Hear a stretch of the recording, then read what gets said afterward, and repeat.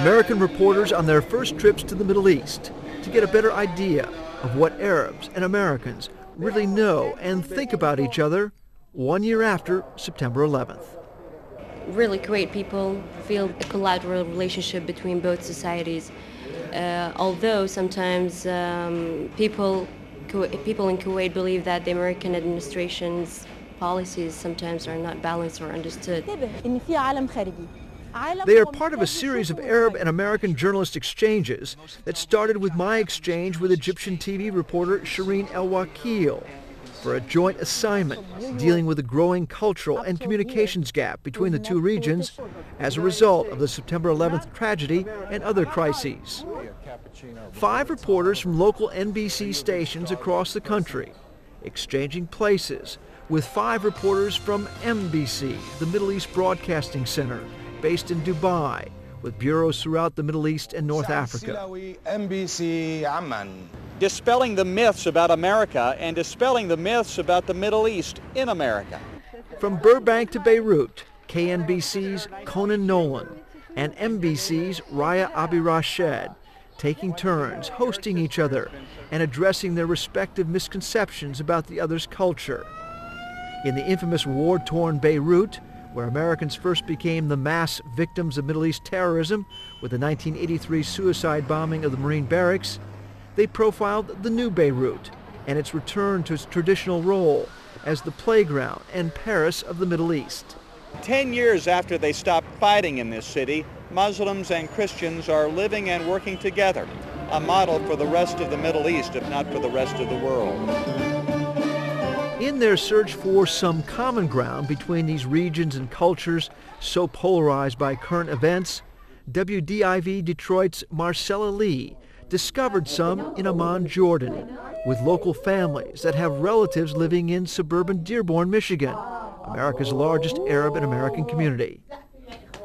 At this internet cafe, I expected people to, of course, be on the internet.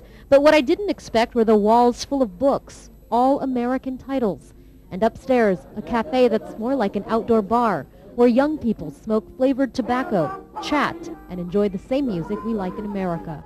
I'm Terry Ruggles in Saudi Arabia, considered by many the most conservative of the Arab nations.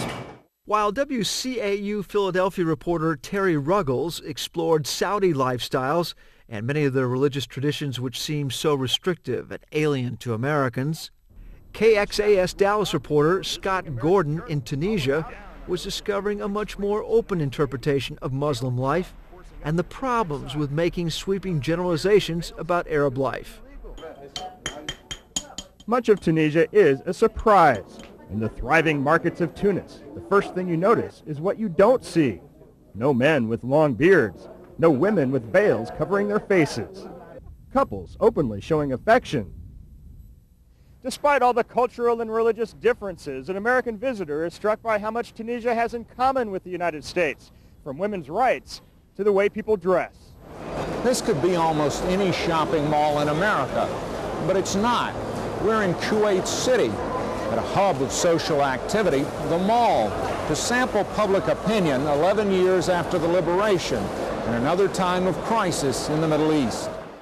As much as the reporters tried to move beyond the headlines and politics to explore everyday life, WCNC Charlotte's Stuart Watson couldn't avoid the concerns over a possible American invasion of Iraq, only 45 miles away from Kuwait City.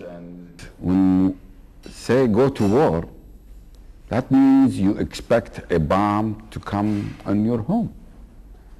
And I don't think anyone would like that. The one question that everyone wanted to answer was September 11th, what they thought about it and what effect they think it will have on their future. I feel that what happened is just wrong. They said we are Muslim and they did it, but I don't believe they are Muslims. Muslims never did this, never killed innocent people.